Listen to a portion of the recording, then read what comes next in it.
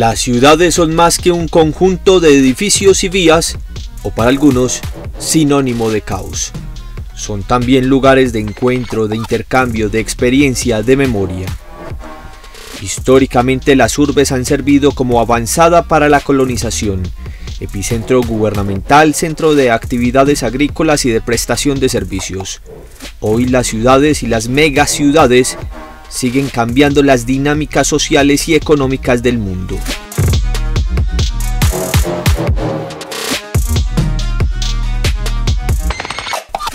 Medellín vivió en la mitad del siglo XX una rápida expansión.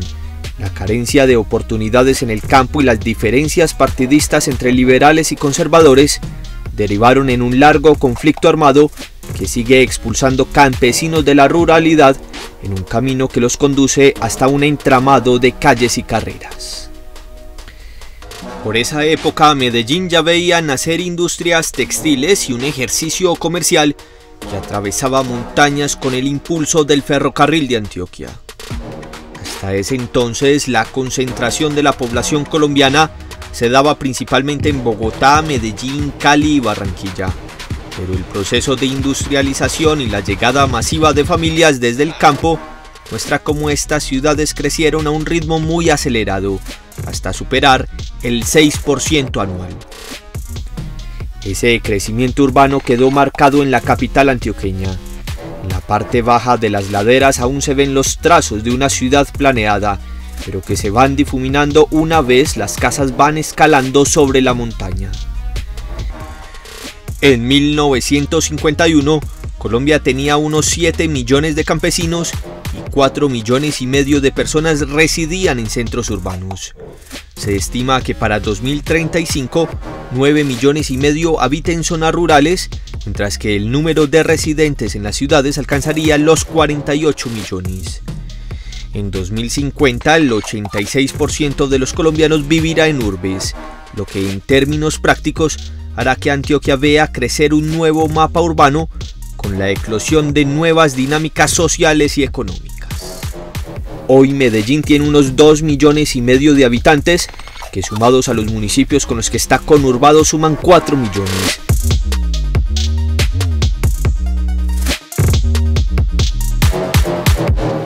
Por eso, los viejos símbolos empresariales de la ciudad, que se veían en lo alto de la montaña hace años, ya quedaron tapados por el crecimiento urbano.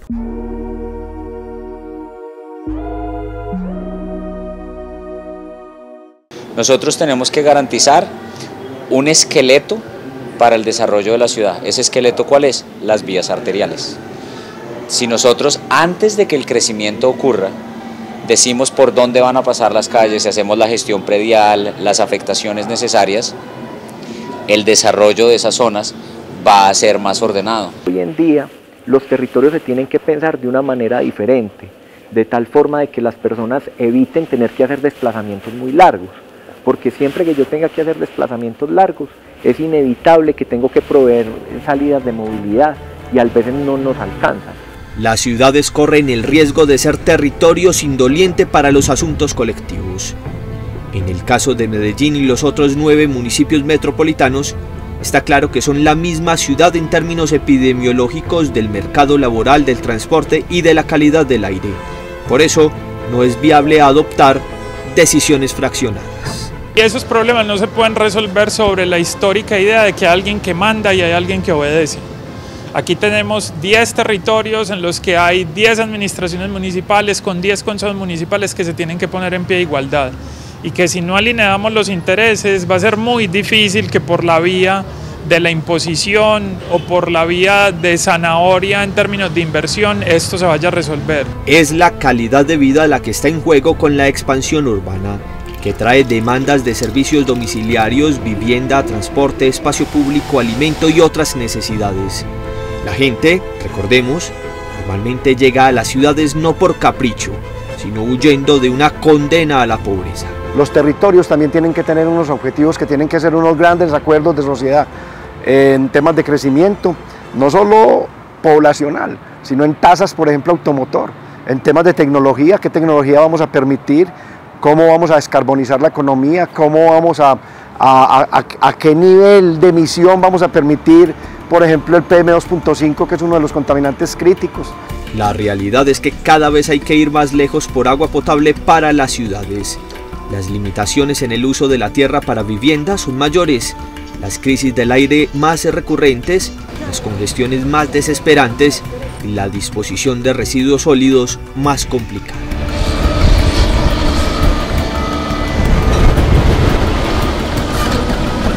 Unos 150 vehículos llegan a diario al relleno sanitario La Pradera, el único de grandes proporciones que está en servicio en Antioquia, pues el del Chuscal fue cerrado por orden de las autoridades ambientales.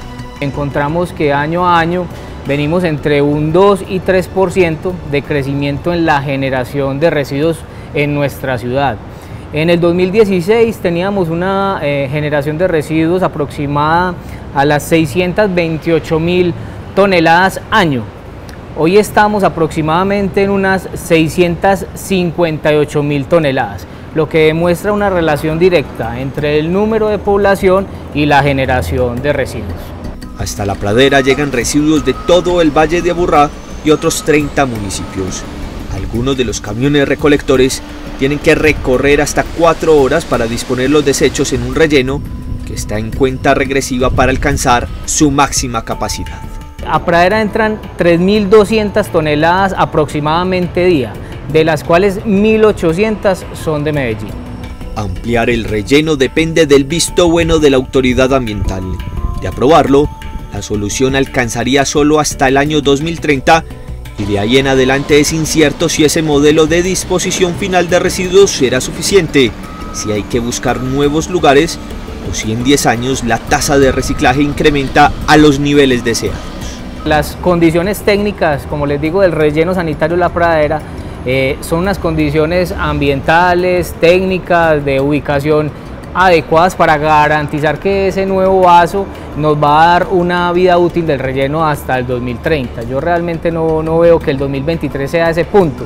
Pero si el incremento en las toneladas de residuos sólidos no solo por el mayor consumo, sino por el crecimiento de la población, tiene en apuros a las autoridades para buscar una solución a su disposición final, la garantía del suministro de agua potable para la población del Valle de Aburrá y otras regiones como el Oriente Cercano requieren una acción coordinada y urgente antes que la demanda supere la capacidad del suministro. El Valle de Aburrá crece un 2.3% anual, eso en términos materiales son del orden de 30.000 usuarios nuevos, 30.000 conexiones nuevas, y el Oriente está viviendo hoy una situación mucho más compleja, mucho más dramática, porque hay un apetito muy grande de muchas personas que habitualmente han habitado el Valle de Aburrá por irse a vivir a esta zona. Un buen instrumento para medir la expansión urbana son las conexiones a agua potable. EPM tiene en su registro que en el oriente antioqueño hay por lo menos 3.000 nuevas viviendas por año, crecimiento que se ve reflejado en estas imágenes de El Retiro y Río Negro, que han visto cambiar sus mapas urbanos en menos de una década. En este último municipio, el crecimiento registrado es del orden del 10% anual, casi 5 veces lo documentado en el Valle de Aburrá, situación que se traduce principalmente en época de temporada seca, con cortes en el suministro del servicio de agua potable. Las temporadas de verano, cuando hay fenómenos del Niño, que las lluvias escasean mucho más, las fuentes de agua del oriente se abaten mucho, los caudales de los ríos bajan de manera significativa y se empiezan a presentar problemas de abastecimiento en algunas regiones. Por años, la solución técnica ofrecida para garantizar la provisión de agua potable incluso en épocas de baja lluvia son las represas. Para el suministro del Valle de Aburrá y los municipios del oriente de Antioquia, EPM cuenta con los embalses de Piedras Blancas, La Fe y Río Grande 2. 12 millones de metros cúbicos, que parecen ser muchos, realmente ahí tenemos agua almacenada para unos 15 o 20 días de todo el Valle de Aburrá. Realmente nuestro gran embalse que nos da confiabilidad y tranquilidad es el embalse de Río Grande, que tiene 200 millones de metros cúbicos de agua almacenada. El agua que toman los hogares del Valle de Aburrá proviene en un 60% del embalse de La Fe, mientras que el porcentaje restante del de Río Grande, lo que hace una paradoja, un sistema de acueducto que recibe más agua del embalse más pequeño. Ante el rápido crecimiento del oriente antioqueño, el embalse de la Fe también ha amortiguado la mayor demanda de esta región, hacia donde se ha concentrado la expansión urbana del Valle de Aburrá. Por eso, el próximo gran reto que avisora EPM es construir un nuevo embalse entre los municipios de La Ceja y La Unión, para garantizar el suministro de agua potable a las nuevas parcelaciones y edificaciones que se han levantado en esta región. Las proyecciones que nosotros tenemos de crecimiento de la población dan cuenta que para el año 2050 allí podremos tener 330.000 usuarios, es decir, casi 3 veces lo que tenemos hoy, casi 3 veces lo que tenemos hoy. Y se va a duplicar la necesidad de agua potable para abastecer las necesidades de esa población. Si el río no crece, si el río por el contrario cada vez se ve con menores caudales por todas las afectaciones que hay en el entorno, ¿de dónde vamos a tener el agua para estas personas? El embalse entre La Unión y La Ceja, aún en etapa de prefactibilidad, es un proyecto que requiere una financiación cercana a los 2 billones de pesos. Pero no solo es necesario garantizar su financiación para armonizar la expansión urbana entre los dos valles, sino para evitar el estrés hídrico producto de un boom inmobiliario.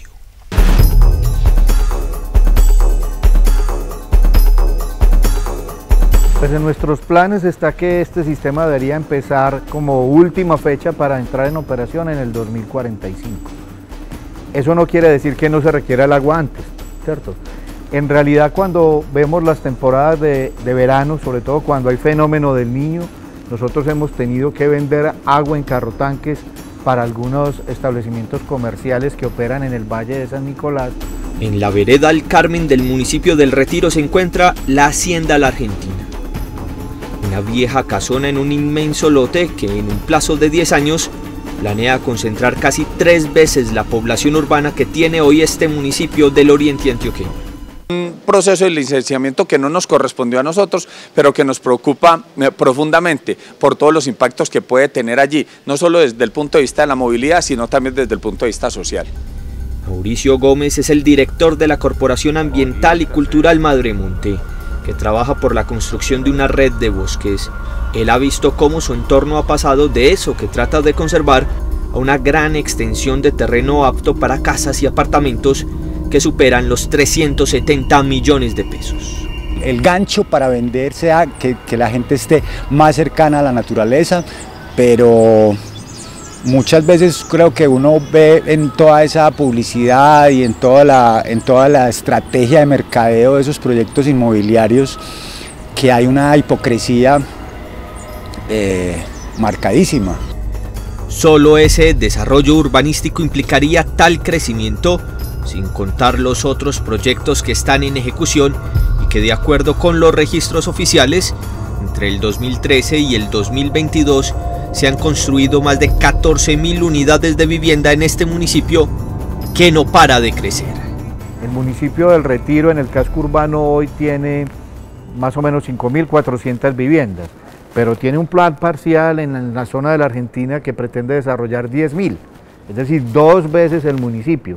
¿Cuándo lo quieren hacer? Pues en 10 años, construir esas 10.000 viviendas. Eso quiere decir que en 10 años, si todo sale bien, el municipio del Retiro sería el triple de grande de lo que es hoy. Con la empresa de servicios públicos domiciliarios que tiene el municipio no se puede atender, por ejemplo, el servicio público de acueducto. Por eso este proyecto solicitó ante la autoridad ambiental Cornare una merced de aguas para hacer una planta de tratamiento con la finalidad de darle el suministro de acueducto allí. A nosotros nos preocupa ese tema, nos preocupa el tema de la disposición de esas aguas y también nos preocupa profundamente el tema de la movilidad. El crecimiento en el oriente antioqueño se ha visto impulsado primero por la llegada del aeropuerto José María Córdoba, luego por el asentamiento de importantes industrias en la región y por el atractivo de una zona en expansión, en terrenos que prometen tranquilidad, armonía con la naturaleza, calidad de vida y fácil conexión con Medellín como ciudad capital. De acuerdo con la lonja de propiedad raíz, la venta de vivienda nueva en el oriente cercano aumentó en 2021 en 123%. Se vendieron más de 2.000 lotes para la construcción de vivienda nueva, con un incremento del 87% en comparación con 2020, y se aprobaron licencias para construir cerca de 1 millón de metros cuadrados. Pasamos de no de pesar un 3 o 5% la construcción de vivienda en el Oriente Cercano a pesar ya casi el 20% de lo que vemos en el Valle de Aburrá. Este año estamos proyectando unas ventas de vivienda récord que podían llegar a unas 5.000 unidades de vivienda nueva y llevar a ser aproximadamente 10.000 negocios de propiedad raíz en el Oriente Cercano. Ese interés inmobiliario se ha convertido en una valorización de la tierra superior al 10% anual. El Oriente Antioqueño tiene los registros de uno de los más rápidos crecimientos en el valor por metro cuadrado en todo el país. En Antioquia estamos viendo una explosión de proyectos de parcelación que nunca habíamos tenido. Y hablando del Oriente en particular, hoy hay una amplia oferta, por ejemplo, de proyectos de parcelación de lotes urbanizados en San Vicente, en esos municipios que no tenían una oferta tan importante como en Guarne. Son muchos municipios que están empezando a vivir ese fenómeno y no pueden verse como elementos independientes, porque entre ellos hay una relación no solamente del territorio, sino también de las dinámicas que entre ellos hay. Entonces es necesario que se empiecen a ver como un área-región que tiene que planificarse en conjunto. La valorización de la tierra despierta un gran interés en nuevos propietarios y en inversionistas constructores, pero representa una amenaza para ancestrales propietarios de la tierra que se ven agobiados por la dinámica económica e inmobiliaria, conocida por los expertos como gentrificación, pero también porque el valor del suelo impide garantizar tierra para proyectos de interés social. Me preocupa mucho el tema de que ya no existe mucha población campesina dentro del municipio. Sí, ya ha existido pues un desplazamiento. La agricultura pues ha pasado como a un segundo plano, solamente en la zona sur del municipio se puede ver que todavía existe agricultura. De hecho, muchos proyectos se están migrando hacia la producción agroecológica, pero el tema del urbanismo ha generado esto, que los campesinos se desplacen. Donde el perfil de la vivienda es alta, pues entonces eso encarece los suelos también. Entonces es muy complicado cuando yo no tengo una regulación en el valor del suelo, pues poder acceder o proveer proyectos de vivienda que puedan ser asequibles para personas de menores ingresos. Cada vez se hace más difícil en municipios como Río Negro, La Ceja y El Retiro llevar a cabo un proyecto de vivienda de interés social. Tensiones ligadas al crecimiento urbano natural y a los procesos mismos del desarrollo. Por eso los expertos recomiendan el acompañamiento técnico para planear el territorio en municipios pequeños, en especial aquellos con baja capacidad administrativa, para enfrentar semejantes retos.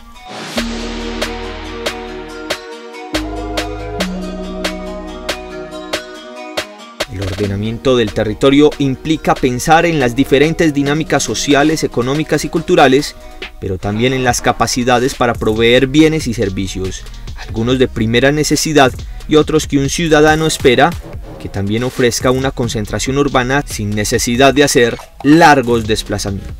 Lo que es el reto que tiene lo público y lo privado. Digamos que por fortuna el ordenamiento territorial siempre plantea que un porcentaje de los nuevos desarrollos que se vayan dando tengan esta oferta. Una tienda, por ejemplo un hospital, por ejemplo un colegio, por ejemplo, no sé, zonas de recreación, ir a un cine, por ejemplo, ese tipo de cosas. Entonces las personas empiezan a perder como esa accesibilidad y por eso encuentran más atractivo vivir en la ciudad. En los días de encierro estricto decretado por la pandemia, muchas familias optaron por vivir fuera de la ciudad. Las facilidades de conexión digital, el trabajo remoto y las bondades de la vida en el campo fueron los principales alicientes para cambiar la vida citadina. Eso es un porcentaje pequeñísimo de la población colombiana que puede darse esos lujos, y la gran mayoría que vive con su sueldo al diario pues no tiene el lujo de irse a la finca, sino necesitan de la ciudad, necesitan de la actividad económica, del intercambio, de la venta, de la compra, de la venta de los servicios.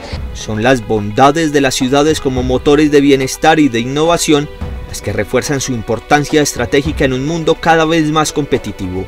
Estrategia de desarrollo de las ciudades que se evidencia, por ejemplo, en un mayor consumo de energía.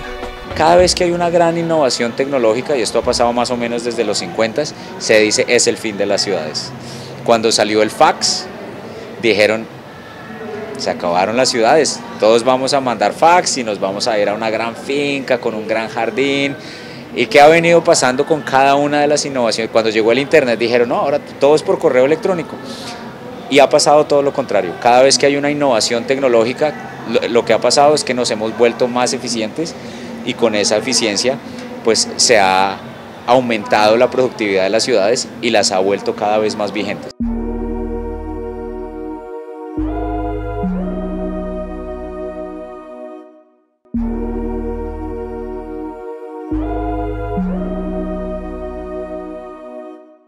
A golpes y con recorridos periódicos, las autoridades intentan frenar la expansión sobre el borde urbano de Medellín. Asentamientos informales que ya están en los linderos de la jurisdicción del corregimiento de Santa Elena, pues se han extendido desde los barrios de las comunas Manrique y Villahermosa, la ladera oriental de la ciudad, para convertirse en cordones de miseria, en zonas de alto riesgo y hasta sin acceso a agua potable. Quienes compran no son conscientes en la mayoría de los casos, pero si usted le compra a ellos después le cobran una especie de renta o administración, que si usted no está en las condiciones de pagar, pues lo que hacen es que ahí se empieza a presentar el fenómeno del desplazamiento intraurbano, al no cumplir, digamos, con esta satisfacción de este tipo de grupos. Hoy es recurrente la aparición de grupos que se están ocupando de desarrollar procesos de particiones, venta de lotes ilegales y sobre todo en algunas áreas que digamos que ya habíamos avanzado en el tema de no ocupar. Santa Elena es el corregimiento insignia de Medellín. Su nombre está construido con la belleza de las flores que desfilan cada año. Hoy lo habitan 30.000 personas, unas 3.000 más de las estimadas en los censos oficiales, algunas de ellas en condiciones que han llegado a deteriorar una calidad de vida ganada a pulso. Nosotros no contamos con un sistema de alcantarillado, entonces construyen 7 casas en un lote para un solo pozo séptico, un pozo séptico que no está siendo bien tratado y que en algunos casos está cerca de un nacimiento de agua. Nacimiento que es aprovechado por esas mismas familias que habitan ese mismo lote. Entonces, al no tener ese tratamiento de potabilización del agua, se están enfermando los niños. Berta defiende la tradición de heredar la tierra en vida para que las siguientes generaciones establezcan su familia en la misma parcela donde crecieron. Sin embargo, esa división del territorio también ha sido aprovechada por algunos para vendérsela a foráneos. Si yo soy madre de familia con 3 hijos, con 2 hijos, y tengo posibilidades, por mi herencia que dejó mi papá, de darles un espacio para que hagan una vivienda digna, llamémosla así, dentro de lo que sabemos digno en una clase baja media, de tener una vivienda, porque yo no lo puedo hacer. Encontramos que ese crecimiento urbano se viene presentando o corriendo hacia el corregimiento de Santa Elena, situación pues que es bastante preocupante porque ya no se respeta ese límite que se marcó en su momento con el cinturón verde metropolitano entre lo urbano y lo rural. Y es que los indicadores de calidad de vida muestran una grieta entre lo urbano y lo rural en Medellín y una brecha aún más grande entre la ciudad capital y las demás regiones del departamento.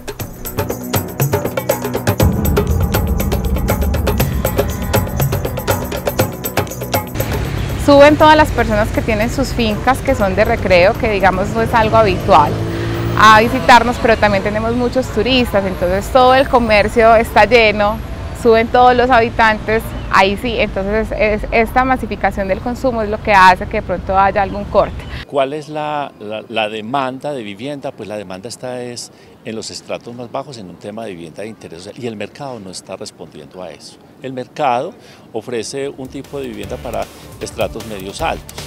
Según el Departamento Nacional de Planeación, el 85% del PIB nacional se genera en las ciudades, lo que explica que a un mayor nivel de urbanización también se registra una mayor riqueza per cápita de los colombianos y menores niveles de pobreza promedio. El ingreso per cápita en Nueva York en 1811, ajustado, indexado, era comparable con el de una ciudad promedio intermedia hoy. Entonces este tipo de cosas se pueden hacer y es mucho más fácil hacerlo con un enfoque minimalista. Cuando uno dice, no, yo voy a diseñar completamente toda la ciudad y voy a decir dónde está la casa, dónde está el hospital, dónde está el colegio, que en la medida de las capacidades sería ideal, normalmente plantea una ecuación en donde es muy difícil, se plantea un plan que es muy difícil de cumplir. Como lo evidencia este mapa con puntos azules, Antioquia tiene una mayor concentración de urbanización en las regiones de Valle de Aburrá, Oriente, Urabá y Suroeste. Cabeceras municipales que en algunos casos no solo se van extendiendo sobre su mismo territorio, sino que sufren un proceso de conurbación, mientras hay otros territorios que perdieron habitantes entre 2005 y 2018.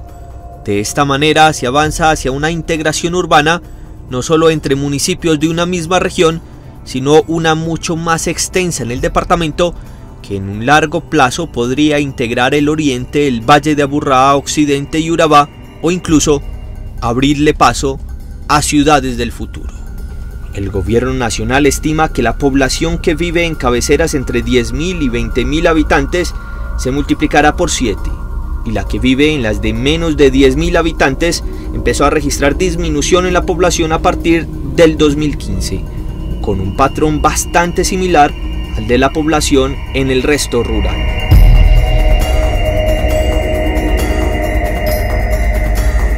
Y es que el crecimiento urbano ha promovido la prestación de servicios públicos domiciliarios. Datos oficiales dan cuenta que entre 1964 y 2005, las coberturas en zonas urbanas pasaron del 66 al 98% en energía, del 64 al 94 en acueducto y del 59 al 90 en alcantarillado. En cuanto a las coberturas de recolección de basuras, estas pasaron entre 1993 y 2005 del 83 al 94% respectivamente. Colombia tiene actualmente unos 28 centros urbanos, de los que únicamente están reunidas en figuras administrativas como las áreas metropolitanas o provincias unos pocos, por lo que los expertos recomiendan profundizar en los mecanismos de coordinación y gestión de manera colaborativa entre municipios, pero también entre departamentos por medio de las regiones administrativas de planeación. Tenemos una realidad urbana, pero no tenemos realmente la capacidad ni las instituciones para gobernar esas nuevas ciudades aglomeradas que existen en el país. Ese es el reto a nivel de ciudades. Tenemos casos como el municipio de Bello, en el que para el año 2019 el 52% de sus trabajadores trabajaban en Medellín. Y eso lo vemos claramente en cualquier mañana que cualquier ciudadano esté en la estación Niquía o en la estación Acevedo, vemos como de norte a sur el sistema de transporte masivo va en un nivel de ocupación muy alto. Para mejorar los niveles de eficiencia en las ciudades, los expertos recomiendan mejorar las capacidades institucionales, la especialización de las economías de cada territorio y procesos de ordenamiento territorial. Necesitamos pensar cómo ayudar a que esos municipios mejoren su gestión. En Antioquia lo que estamos haciendo es que se ha venido consolidando provincias, que es un paso bien importante. En la medida que esas provincias pueden lograr unificar procesos de gobierno, competencias, por ejemplo, procesos de actualización predial, catastral, administrar servicios públicos. En el caso del Valle de Aburrá, el reto sigue estando en la densificación en la altura del corredor del río, en el que hay una mayor capacidad de oferta de bienes y servicios, así como en la renovación urbana. Por eso, grandes expansiones de tierra donde antes estaban asentadas icónicas industrias como Fabricato en el norte, Beldar y Coltejer en el sur, le están dando paso a centros comerciales y edificios de apartamentos. Cuando comparamos las cifras del número de habitantes por kilómetro cuadrado entre el año 2005 y lo que será el año 2026, lo que estamos dándonos cuenta es que para el caso de Medellín tendríamos un incremento de densidades cercano al 36%, en el caso de la Aburrá Norte del 43%, en el caso de la Aburrá Sur del 50%.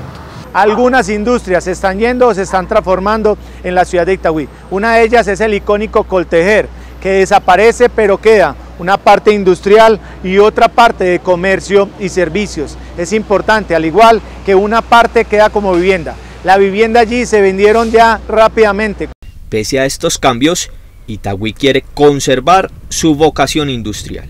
pensamos una ciudad de 20 minutos, donde haya empleo, espacio público y vivienda. Esa es la apuesta que estamos haciendo, pero sin perder la vocación de ciudad empresarial. Itagüí no será ciudad dormitorio. El hecho de pasar largos periodos de tiempo en el desplazamiento desde y hacia el lugar del trabajo hacen que cada vez más personas solo piensen en su residencia como el lugar para dormir y gasten más dinero y tiempo en su desplazamiento.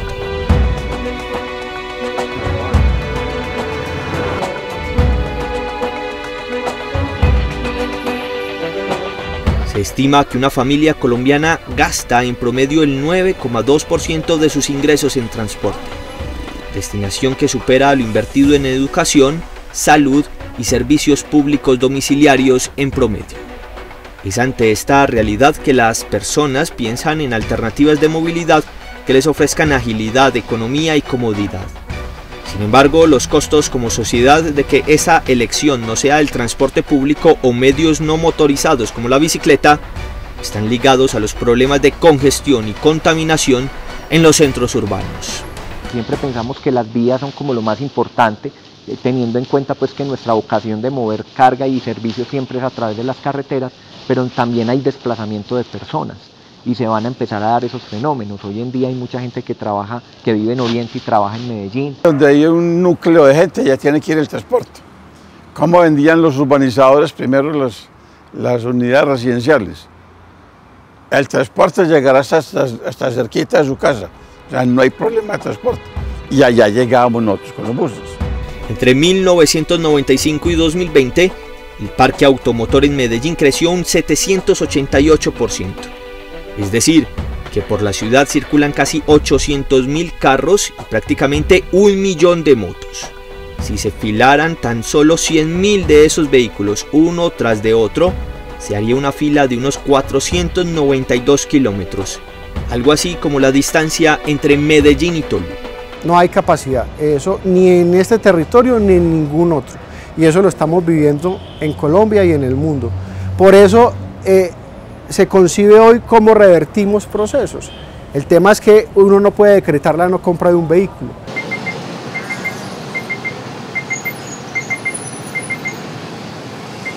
La meta que tiene el Valle de Aburrá es que a 2030 la participación de los viajes en bicicleta y a pie como modos cotidianos de transporte se incrementen al 34%, cuando hoy no alcanzan ni el 30%. Según el área metropolitana, para el 2017, el tiempo promedio de viaje en el Valle de Aburrá era de unos 36 minutos, 11 más de lo que un ciudadano tardaba en 2015 para realizar un recorrido similar. Y es que se proyecta que el tiempo de movilización siga creciendo, pues los recursos no son suficientes para que la malla vial crezca a la misma velocidad que el parque automotor. Para 2017 se estimaba que en el 52% de los hogares se tenía por lo menos una moto y en el 39% un carro, porcentajes que pueden variar según el sector del Valle de Aburrá.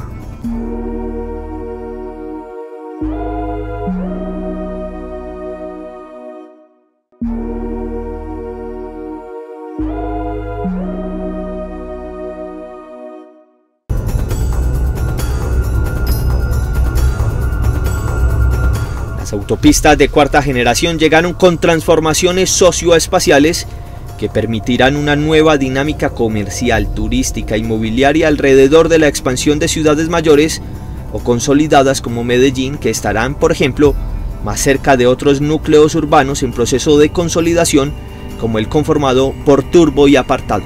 El túnel Guillermo Gaviria, como el puerto de Urabá, como las 4G, que modifican toda la logística, la composición del modelo, las distancias entre unos territorios, hacen que ese proceso ya no sea tan círculo, tan dentro del Valle de Aburrá, sino que nos proponen unos ejes estratégicos más largos.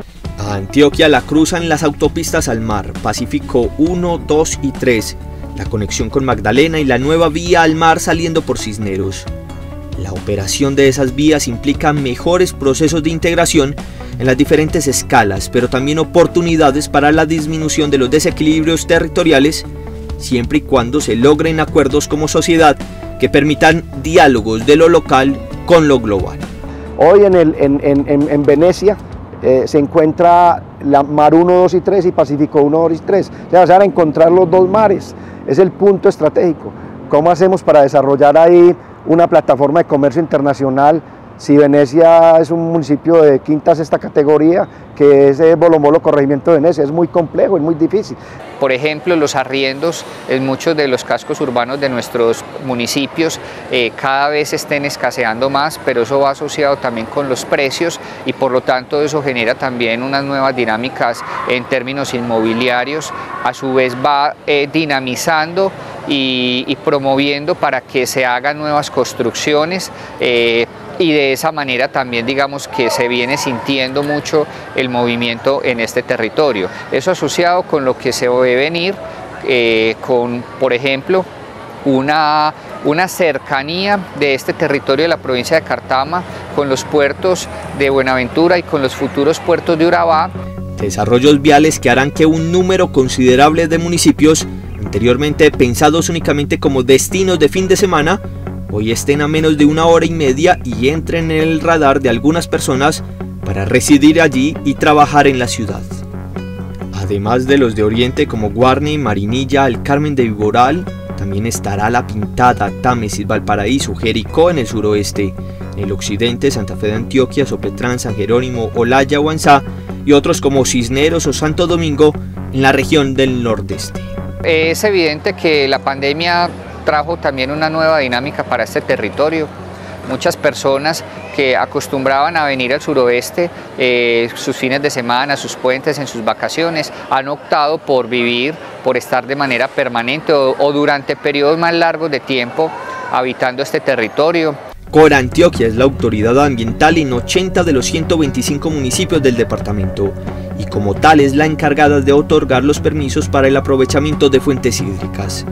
En algunas regiones ya registran alertas, pues en zonas de viviendas de recreo el consumo de agua es mayor para el sostenimiento de piscinas, jardines, entre otros. El occidente se presta mucho para hacer o ecohotel o parcelaciones más como de recreo, como viviendas, pero segunda vivienda, es decir, casa de verano para que la gente pueda ir el fin de semana. Y efectivamente no solamente requieren agua para los usos de carácter doméstico, es decir, las necesidades que tenemos los humanos al estar en este tipo de situaciones, sino que también requieren agua para otras actividades como las agrícolas, las pecuarias, las recreativas que están asociadas, por ejemplo, a las piscinas. Vivienda campestre, parcelación, zona de expansión urbana, suelos mixtos para diferentes desarrollos comerciales, de servicios y de vivienda, y digamos que de esta manera poder aprovechar todo lo que ahorita con la apertura, por ejemplo, de Pacífico 2 ya se está dando y que seguramente cuando se culmine Pacífico 1 conectando con el área metropolitana del Valle de la Aburrá y Pacífico 3 conectando con toda la zona del eje cafetero, pues va a seguir dinamizando fuertemente esta zona. En algunos momentos tendremos que decir no se puede otorgar el permiso, no se puede obtener agua de esa fuente. ¿Qué hace un usuario en este caso? Que tenga una parcelación o que tenga una casa y no pueda acceder a la fuente más cercana para poder abastecer sus necesidades. En la mayoría de las oportunidades les toca a Daniel entonces hacer algunas obras de conducción y traer agua de fuentes más lejanas. Además de las autopistas de cuarta generación y en clave de la sostenibilidad ambiental, Antioquia participa en la estructuración de 3 sistemas ferroviarios. El Tren del Río es un sistema complementario al sistema metro que evita su colapso en horas pico. En segundo lugar está el Tren del Café, de unos 187 kilómetros, que en diferentes etapas busca unir al Valle de Aburrá con La Felisa en Caldas, pasando por el municipio de La Pintada. Y finalmente el Tren de Urabá, actualmente en estudios de prefactibilidad para determinar la mejor alternativa de trazado para poner en funcionamiento una línea férrea entre Medellín y la región, donde estará el puerto de Antioquia. Infraestructuras, por supuesto, portuarias, logísticas, con sistemas masivos de transporte, con ferrocarril. Se convierte en un hito muy importante o en un nodo muy importante para Colombia, para la logística, para la distribución de mercancías, de bienes, de servicios, de pasajeros, y con esa infraestructura y sistemas de transporte vendrán naturalmente procesos de urbanización. Urabá representa un mar de oportunidades. Su ubicación estratégica, el acceso al suelo, la futura puesta en marcha de un puerto de gran calado y su posibilidad de conexión con Medellín en menos de 5 horas y en 2 aproximadamente con Montería, significa un futuro prometedor que se empieza a evidenciar con tasas de crecimiento urbano muy superior al promedio nacional. Uno puede identificar el modelo de crecimiento grandísimo que se viene dando en el Urabá, y esto no va a parar. Y como es un fenómeno inevitable, en vez de tratar de decir, uy, no crezcamos más, no más gente, que no se puede hacer, pues hagamos una proyección de cuál es el lugar ideal donde podría crecer mucho la ciudad y tener un enfoque preventivo y proyectar que las ciudades pueden duplicarse, triplicarse, incluso crecer 4 o 5 veces. Ya se requiere también pensar en un área metropolitana para poder gestionar proyectos, procesos y responsabilidades entre esos 4 o 5 municipios de manera conjunta. No tiene ningún sentido que se repliquen funciones, que se repliquen tareas y que no se pueda construir en conjunto. Para que ese crecimiento se pueda realizar de manera ordenada y coherente con su vocación, desde la academia recomiendan seguir pensando en la creación de instituciones asociativas y colaborativas que permitan garantizar la gobernanza sobre el territorio. En Bogotá, que tienen un problema similar, crearon la región metropolitana, que ya no es un área metropolitana para los municipios conurbados, sino que incluiría, por ejemplo, en el caso de Antioquia, también Oriente y Occidente. Esto no se busca, digamos, que los criterios de Medellín se impongan sobre los criterios de los otros municipios. Más bien lo que se busca es generar un mecanismo de redistribución de recursos. Que tomar decisiones, que tomar acciones rápidas y prontas para que la ciudad no crezca desordenadamente, para que no sigamos generando miseria, para que la gente crezca con condiciones básicas como el saneamiento básico, como el acueducto, como vías en buen estado. Gobiernos, sociedad y gremios económicos tendrán que alinear las voluntades para garantizar la sostenibilidad ambiental del Urabá, garantizando servicios básicos a la población atraída por el desarrollo del eje bananero por medio de grandes sistemas de captación de agua y su distribución para uso doméstico y agroindustrial. El agua del mar ahí en Turbo no es muy salada, porque como recibe la descarga ahí del río Atrato, realmente el agua no tiene las concentraciones de iones de sales suficientes para que el proceso de desalación sea muy eficiente. Entonces saldría mucho más costoso tratar de desalar esa agua que es casi dulce que buscar otro tipo de solución. Es muy importante encontrar el equilibrio entre lo urbano y lo rural, y ese es el reto más importante que tenemos con el Urabá, porque como lo decía ahorita, el desarrollo económico va a traer también la posibilidad de llegar más personas, y en la medida que lleguen más, vamos a necesitar más metros cuadrados de territorio urbano. La agenda del crecimiento urbano para los expertos debe estar también ligada a acuerdos informales, es decir, aquellos que no necesariamente equivalen a documentos oficiales. Significan acuerdos de sociedad con miras en prospectiva sobre el modelo de desarrollo como el planteado en la Agenda Antioquia 2040. Es una acción que requiere movilizar a todos los agentes del desarrollo, cada vez más, porque los procesos son complejos, porque los retos son complejos. Miren la situación que estamos viviendo en este momento, las brechas sociales, las condiciones del territorio, el cambio climático. Esas complejidades requieren movilizar a todos los actores del desarrollo, al sector productivo, a la academia, al sector empresarial, a los sectores sociales, a los jóvenes, a los niños.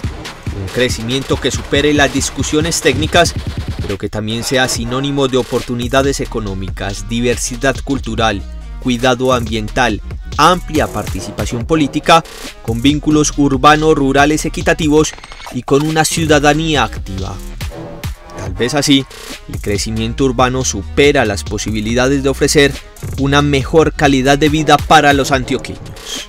Que es el derecho a que un ser humano pueda desarrollar su proyecto individual o colectivo de vida con dignidad. Ese crecimiento urbano, el que irá derrumbando las fronteras políticas para establecer unas nuevas realidades, un nuevo mapa que crece en Antioquia como epicentro de la competitividad del país a partir de los desarrollos viales, portuarios y aeroportuarios, pero también en clave de oportunidades para la vida y para el desarrollo de sus habitantes.